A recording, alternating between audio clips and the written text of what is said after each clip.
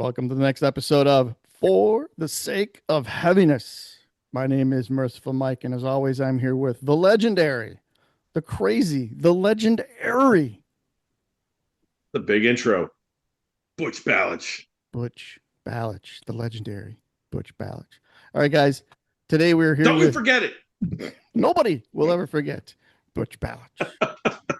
We've got new blood with us today. The new generation of metal is in good hands. We have from Kenosha, Wisconsin, Racing to Red Lights. Gentlemen, thank you for joining us. Welcome to the show, gentlemen. Thank you for having us. Hey, before we go any further, go around the horn, give us your names, tell us what your role is in the band. I'm Ian, and I just play the drums. I'm Jay. I play a little bass. Just a little bit. Just a little bit. I'm Derek, and I do lead vocals and lead guitar. I'm Andrew. I play rhythm guitar. Excellent. All right. Let's start from the beginning. Give us the rundown. How did Racing to Red Lights come about? How did things get started? Okay, well, it really started when me and our old bassist met at Music Go Round. And he had, I was riffing away. I was just playing. And he had came up to my mom and he had said "Excuse me, ma'am, is your son in a band?" and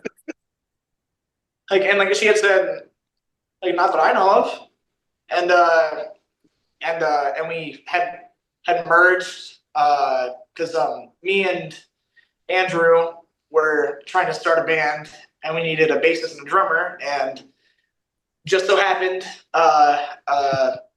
bassist and drummer. So we merged and we became like that. So the genesis of the band started how long ago? About a year and a half ago. Okay. Yeah. Okay. Sometime. It'll be 2 years this September. Gotcha. Okay. So you guys get Right together, you're writing, jamming. Tell us about some of the shows that you got under your belt so far. We played about 4 shows in total, and our first 2 shows were at a CD Warehouse for a Black Friday gig, And record store day. and Record Store Day too. Thank you. And those were our first 2 times that we're playing a show in front of people with our own music that we wrote. And at that time, we did have a different vocalist because he wasn't our vocalist at that time. But we'll get to that For the later. second show and on, I was a vocalist. Yeah, and The first show we didn't have we had a different vocalist. yeah, and then for our third show, we played at McCullough's pub, and that was with Bray Roads and Callous Wizards, and the show was about giving back to the homeless, giving them blankets and food that they can eat. Mm-hmm. And for us, that was a really big show because we were around other bands that were playing that kind of music, and for me, I'm not sure about them, but it inspired me because it was just wow, Definitely. this is awesome. Just because everybody was loving and digging our music, and even the guys from Bray Roads, like Nino and Metal Pete, they said, "Wow, they're awesome." They're They were surprised by our energy when we had played, and like you said, Nino and Pete, great guys, love Bray Road, great band, great talent, great everything. Yeah, and then for our fourth show, about 2 weeks ago. 2 weeks ago 2 weeks or so, we played in Punks in the Rear, Yes. and that was our first show with our new bassist too. Ooh, So, Jay, how'd it go, Jay? Tell us all about it. it was a really good show. I think it wasn't too big and it wasn't too small. It was kind of homey. It felt like it was very tight knit, and it was really cool to see how the guys in a live environment came together and really put in their entire all. And you see that a lot with groups, but the way that they do it and the talent and the skill that just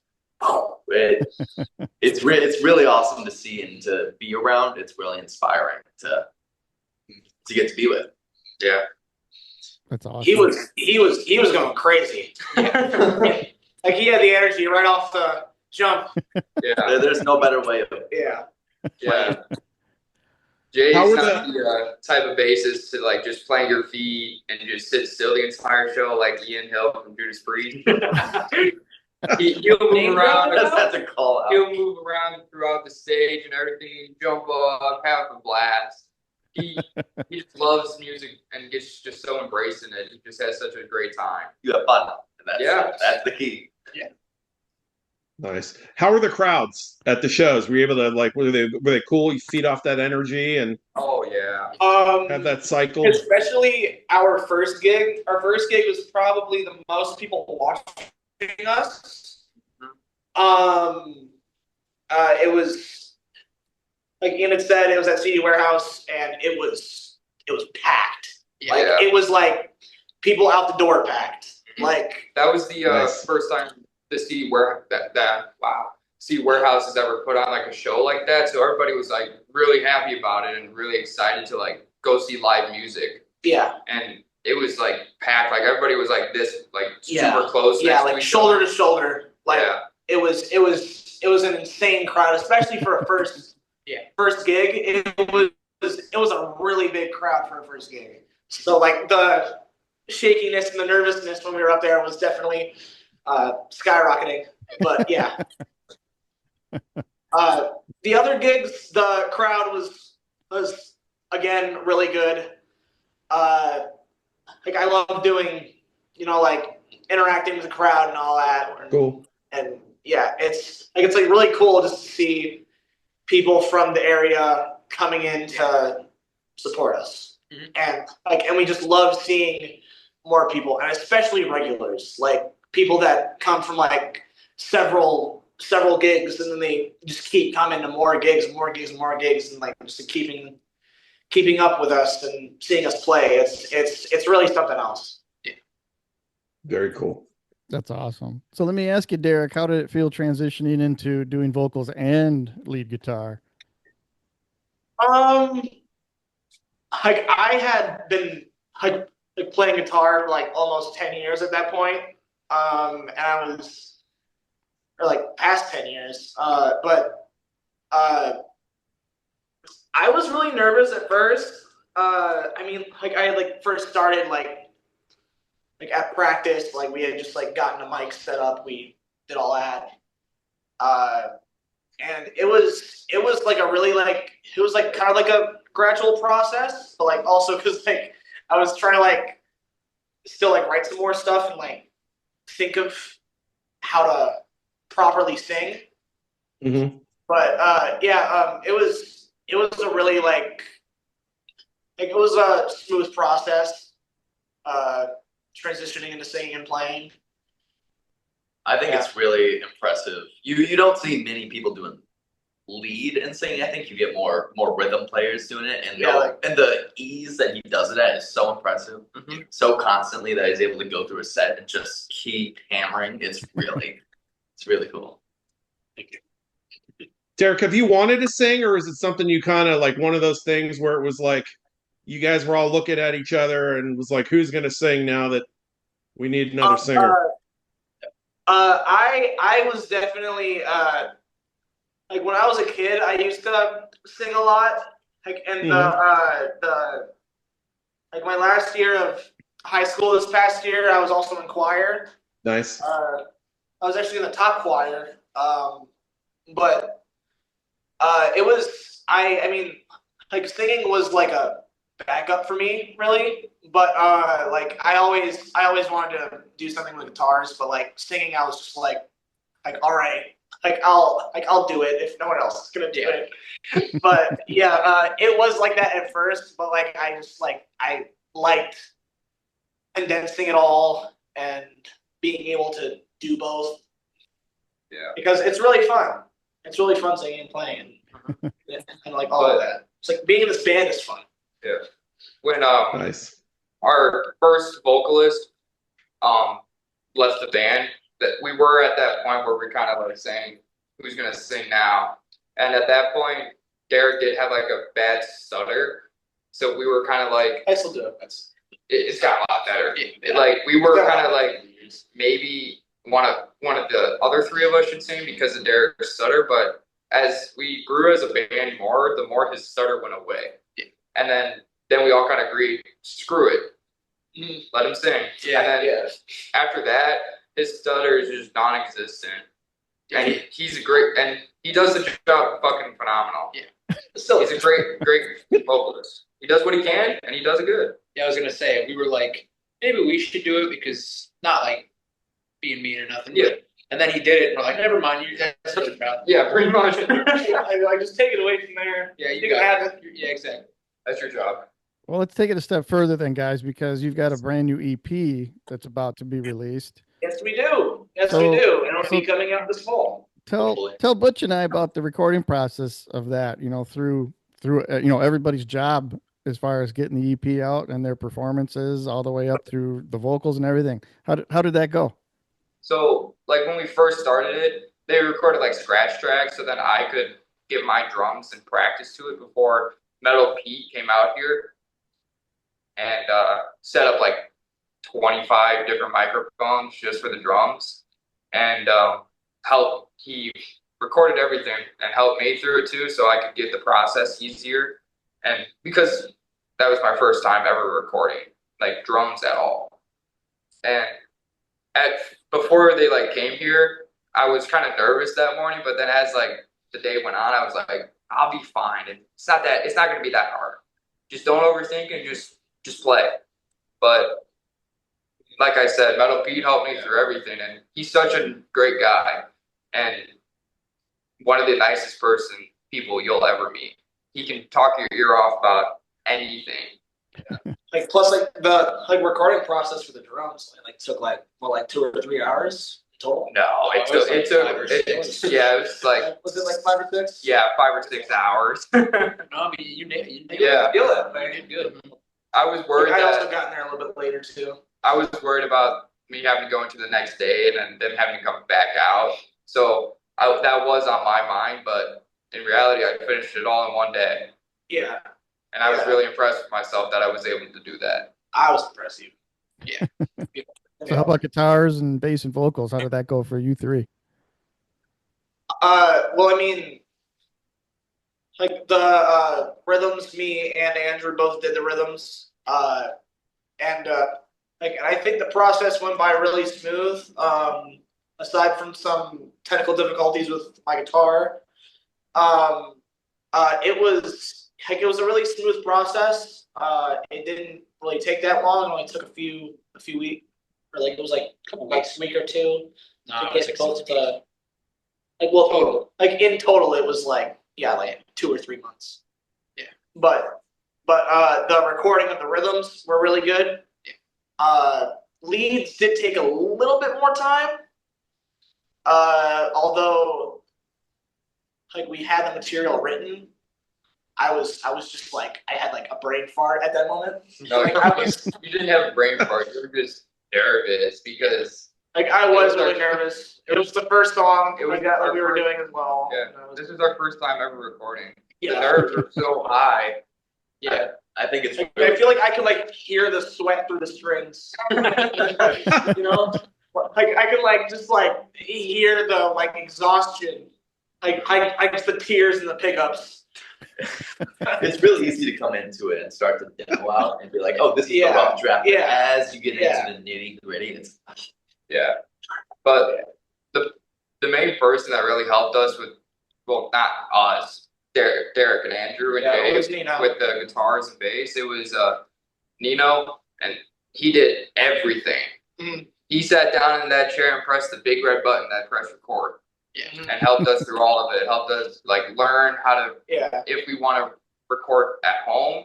He taught us how to do that. He taught us almost everything that we didn't know. Yeah. And he was such a big help and a big inspiration because he told us that he wanted to give back to the community, saying how he wants to give the younger generation a chance to try and make it. Yeah. He wanted to give us that big step up to try and get our music out and let other people hear what we have to say, what we have to play, to show people that we aren't just teenagers who can barely play, to show that we are teenagers that are making good music. Awesome. Super cool. So, gentlemen, what's the writing process like when you're coming up with these songs? Is it just Bloodshot and Red Death you recorded, or did you record more but you're holding them back? We were originally planning for, I believe, like 3 or 4. Yeah. And then we had like cut those like 2 songs out because the 2 songs were a little too complicated, and we wanted to just like get like something a little more Easier to play out, easier to listen to, and also easier to to play and record. Yeah. Gotcha. But the recording process, like the writing process. I had written the lyrics for Red Death like before I had met our previous bassist and Ian For a band. like before we really formed, really. And then Bloodshot we did have to make like slight edits to, but like that was like like just like brainstorming because like some of the material was our previous bassist, and he wasn't comfortable with using his lyrics, so we were, which we respected, and we're like, all right, we can rewrote some of the bits and pieces of it, but overall we're really satisfied with the final products, and we think that everyone else will love it as well. Yeah, just as much as we do. Yeah, I've been listening to it. I think it sounds good. I sent both tracks over to Butch so he can check them out too. So, yeah, it sounds good. The recording process sounded good. It sounds like the guys that helped you out with the recording did a banger of a job. It sounds really good. They did. Yeah, for sure. So, I know we got to ask this question because I'm staring at all these T-shirts and stuff, and I know Butch is burning to know too. So this is kind of a 2-parter. So before we get into the second part, first, 2. 2. Be back 2 and 2. I want to know from each of you, Each. how did you get into metal? Where did it all come from? Who was the person, or what was the video, or what was your first experience with, whoa, this metal stuff is really good? You go, Andrew. You want me to start? Yeah. Honestly, I have only been listening to metal really for about 4 years. Since my freshman year of high school. One of my good friends, he listened to some metal, and he started showing me it. And then really the band that like got me going was Metallica. I picked that up and just listening to their music and just watching all their live videos. And I was like, this is what I want. I want this right here. So, and then going farther, like just honestly, like Metallica, like Black Sabbath, are what pushed me into metal, and then extensively from there.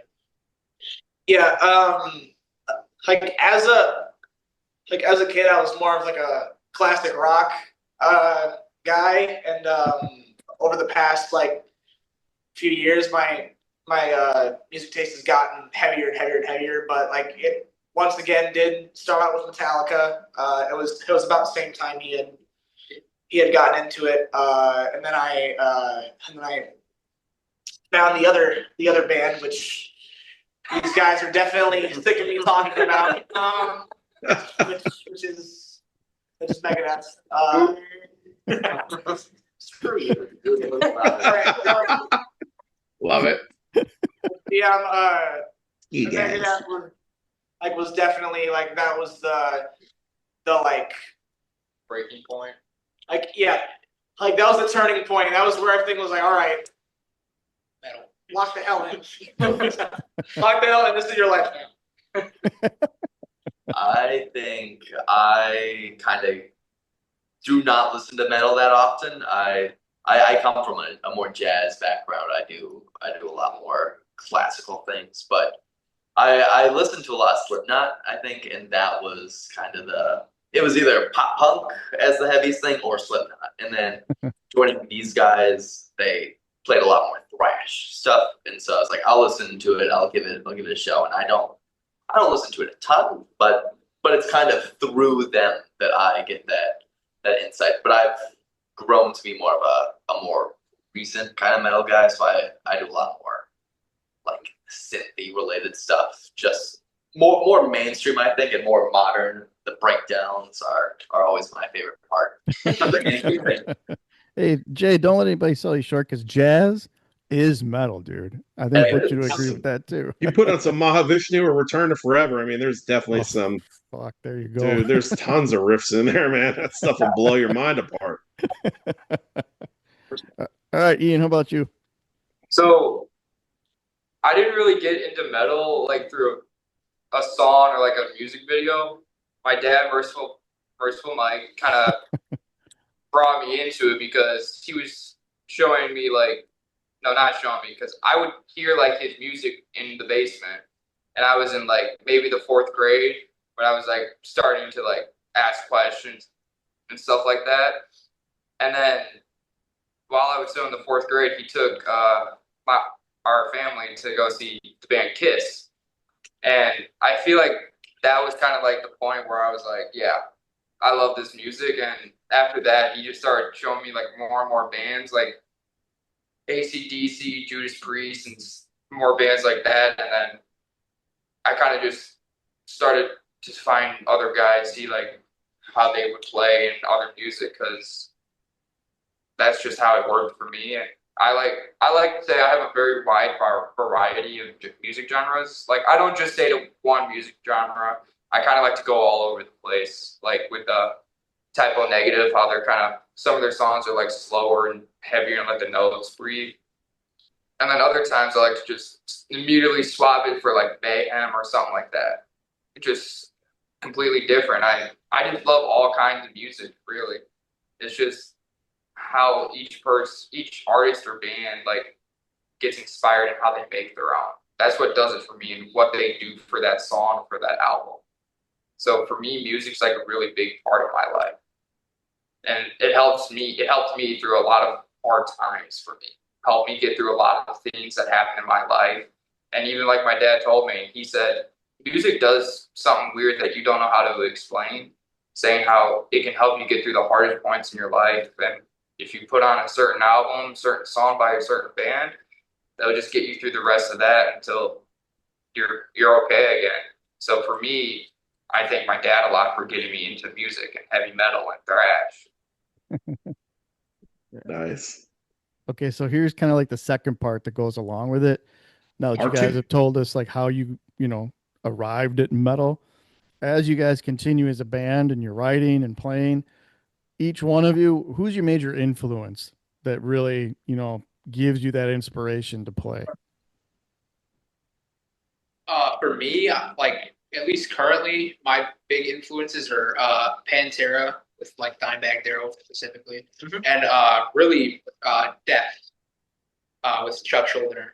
Those are like my right now, at least right now, and Sure. for all metal, just my big influences making music.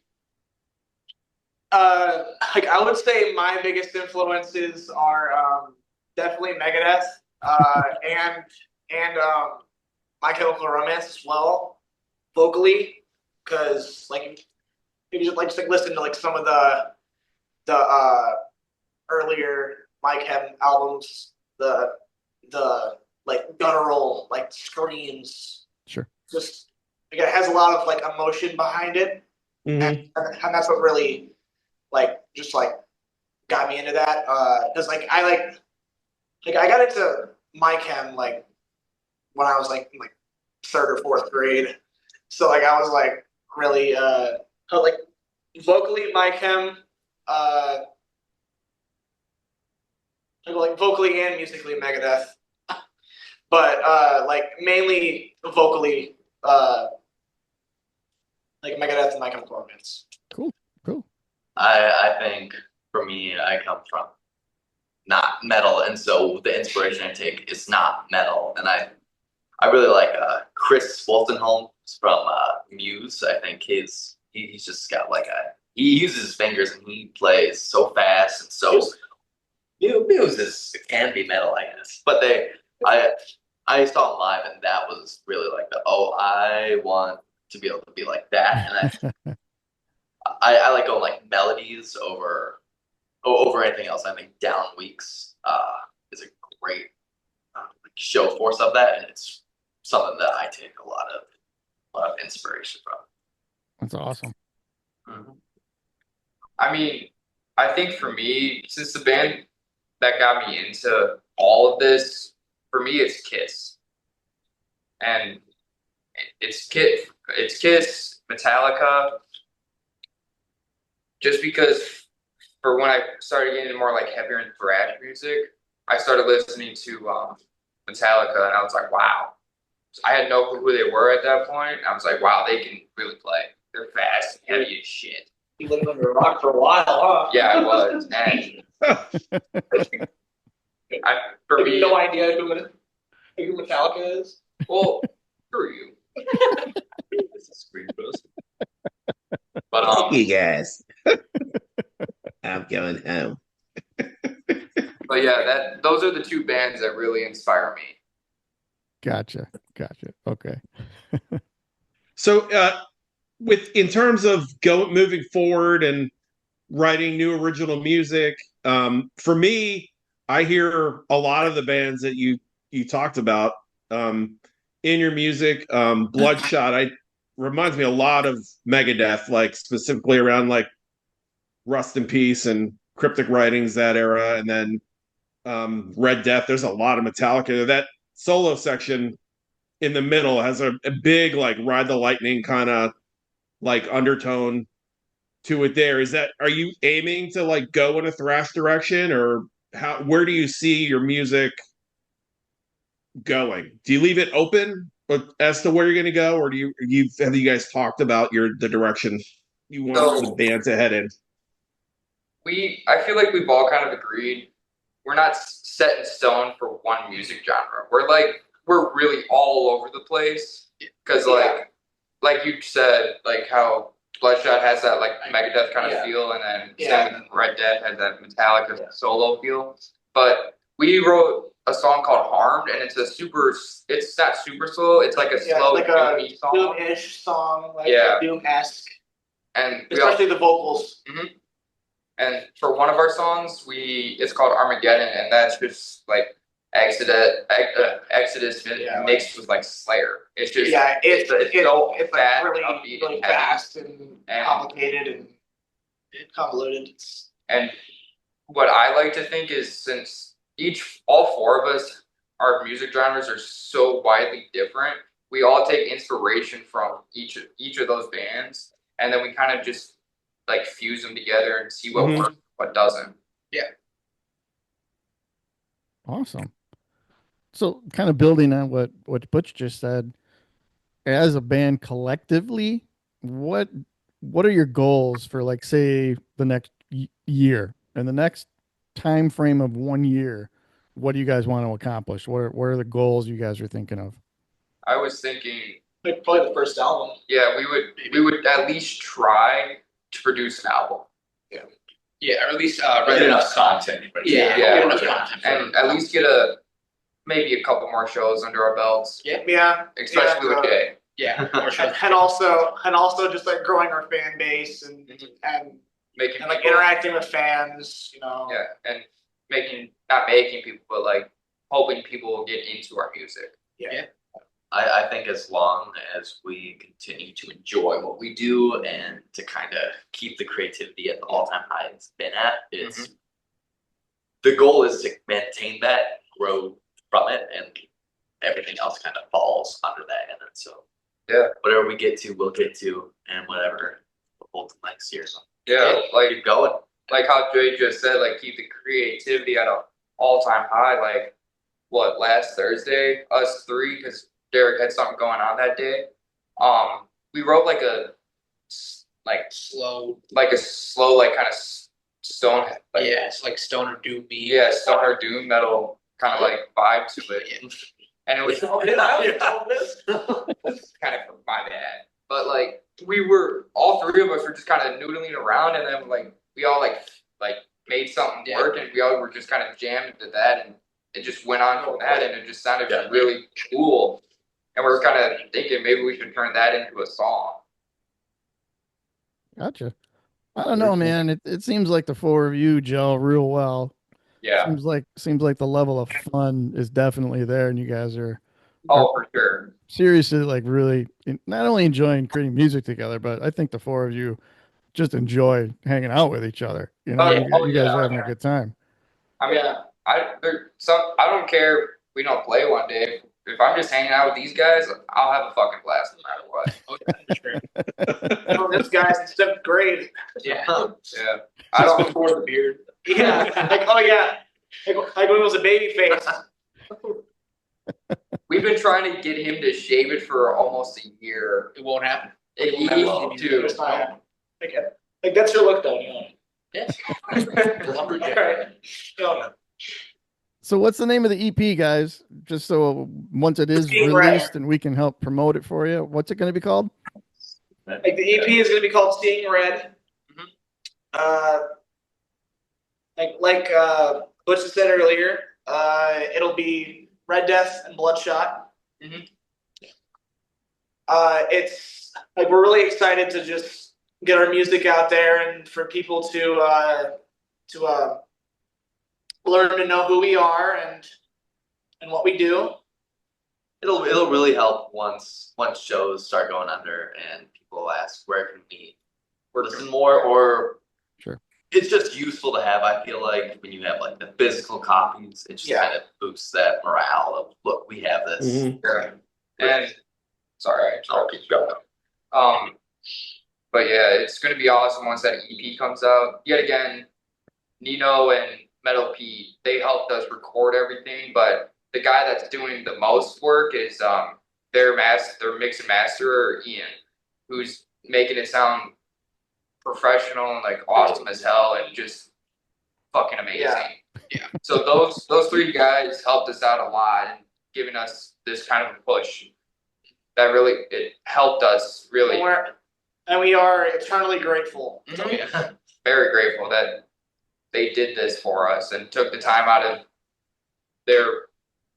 took their time and they were fine with it and helped us. Yeah. Awesome. Butch, any last questions for these fine? Well, I was just metal gonna. gentlemen? I was just curious. It sounds like you guys have about 4 songs kicking around. Well, like when you play live, like how long are you playing, and or are you just playing the original stuff, or what are you filling the set with? Like what covers you tossing some covers in there, some cool stuff. Yeah. We got like the main cover that we have been doing is Paranoid. Yeah, simple. Like which is a classic. Yeah, it's very classic cover. Yeah, very simple, very easy, but also it's heavy. People know it. Yeah, people know it. People know it. It gets people like excited and ready to learn. And enjoy our music and ready to like see Yeah. what else we got in the set list. and we got 2 Misfits songs in there as well. Yeah, we mixed around with a bunch of different stuff. Yeah. We mix up our cover songs, but like Paranoid is definitely in there though. I think when I came into this, it was mid recording and then mid prep for the show, and so I don't know what covers they did beforehand, but we kind of catered to what was going to be the theme. I think, and so we chose a lot more punk. For punk in the rare for that. Yeah. And so those are the ones that I've kind of seen us master, and so those have been really fun. Yeah, I think. Word on the street is you guys do a pretty ripping version of Grave Dive. Grave Dive. Yeah. That's a fun song to play. You're just boys. It's a really fun song to play. Really fun song to sing as well. Yeah. Love those guys. Yeah. All right, I've got one final question for you guys, and we'll let you on your way into the metal pastures, or however you want to say it. So anybody can answer this. Listen very closely, okay? You have to make a choice. Are you ready? Rain in Blood or Bonded by Blood? Oh, that's evil. The albums? Yeah. I'm gonna have to say Bonded by Blood. For me, it has because like I like Slayer. Don't get me wrong, but like I just like I just like something that has more structure to it, like more just pure speed, just pure energy. And I just feel like Bonded by Blood is definitely like one of the. I mean, like that's like one of the like very first thrash albums ever. So it really started it all. Sure. But I mean, Rain and Blood is a really good album though. Yeah, I'm I'm not in sure the what front the- row. for me, it was no doubt Rain and Blood. Slayer is like one of my favorite thrash metal bands. So, and that is my favorite album by them. So that's no question. What's your favorite song on the record? Honestly, Rain and Blood or Angel of Death. Those are my favorite two. I mean, I know they're the biggest two songs, but those are what got me into Slayer. So They're that's the biggest for a reason. Yeah, true. Yeah. I'm gonna have to agree with Andrew on this. It's got to be Raining Blood for me. That whole album is just perfect. It's just each song has so much intensity and just power and just it's just good. Tom Rise vocals. Yeah, Great. Sometimes when I just need something good and fast to listen to, I just throw that on. Yeah. Like right after work when I'm tired and I'm like, I fucking hate my job. I put that on my phone and I just go. Yeah. What's your favorite song from it? Honestly, Angel of Death. It's for me. It's the scream. Right? Yeah. Right in the beginning of that song, and it's just like, wow, what's gonna happen after that? Yeah. It's awesome. All right, Butch, how about you? Bonded by Blood or Raining Blood? I go Bonded by Blood, but I love them both. Yeah, I would be what? tempted to go camp. Rain and Blood because of Postmortem, but I just think that as good as Rain and Blood is, I think it's like bookended by. I think all the songs are good on it, but it's the bookends on that one for me. The Angel of Death and then Postmortem and Rain and Blood. Yeah. But I just think the Exodus one is like banger after banger. Like I like other Slayer records more than Rain and Blood, but it's still killer. I'm trying to equivocate a little bit here. Yeah, I'd probably go Bonded by Blood, but Piece by Piece is like dude. That's another one too. Just those for me. when Slayer goes into those like mid tempo kind of like not groove parts, but those breakdown parts. Yep. It's just like Yeah. That's they do just about better than stand up. Yeah. Yeah. Hell yeah. That Exodus album is demented though, man. Off the hook. Like Bailoff was something, man. I got one more for you as a follow-up, all you gents. Yes. Yeah, I was hoping this would come. Okay.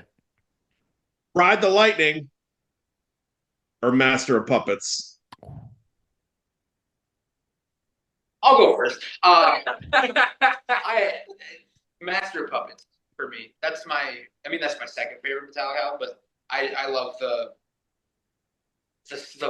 thrashiness of it, but then kind of leaning more into the more like just heavy, like that down picking. Obviously, James Hetfield. So. Plus his vocals and just overall the making the vibe. That album is amazing. So for me, it'd be Master of Puppets.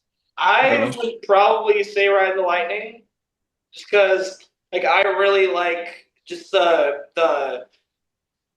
emotion, like the emotion, especially in like Fade to Black as well. Like, cause that's my mom's favorite like Metallica song is Fade to Black, and it just like that song just like has like a deep cut for me. I'm gonna have to agree with Derek. Ride the Lightning. Right on. I love the emotion James Hetfield put into those lyrics and how he sang and recorded them. Because you could tell that like he truly meant every word that he sang. And my favorite song on that album is Escape. I feel like that's a really slept on song on that album. Like that's a hot take. Yeah, I know it's a hot take, but For me, I like that song a I lot. think there's like better songs off there. That verse riff rips, man. That verse riff is really heavy. I mean, I know that chorus is like super wimpy and kind of just thrown out there, but that verse is really heavy. I mean, yeah. Hell yeah. I love that. Jay, you got a preference on those two? You got any preference? Which one? I'm thinking real hard because I know all of those so hard. I didn't say I know Master of Puppets more. I know more songs off of it. And I think I would like listening to it more. So I'll have to decide Master. All right, I'll throw my 2 cents in. I would go Ride the Lightning also. Number 1, Creeping Death. Number 2, Trapped Under Ice. There you go. Yep. Love that song. Good ones. Yep. And what say you, Butch? That's the one that got me into Metallica. So definitely Ride the Lightning and Fade to Black. And For Whom the Bell Tolls have always been were 2 of my early favorites. I still love them both. But over the years, like Ride the title track, like creeped up there. I'm telling you, the first time I heard that record, I was up in Long Island. There was visited my grandparents. There's a kid that lived down the street. I think I was up there for the summer. My mother took us up there, and there's a record store up there called Looney Tunes. And we went out there and bought records, and I came back with Ride the Lightning. And we put that freaking record on. And now this is 1984, 85. So you put that needle down on Fight Fire with Fire, and it's got that little acoustic thing at the beginning. And when that song came in, it was like the most extreme thing I'd heard at that time. It was like a buzzsaw. I'm like, what? I couldn't even get my head wrapped around what I was listening to at the time. And then just the way James sings he's just so like mean sounding on those old records, just so angry, and love his voice on there. Yep.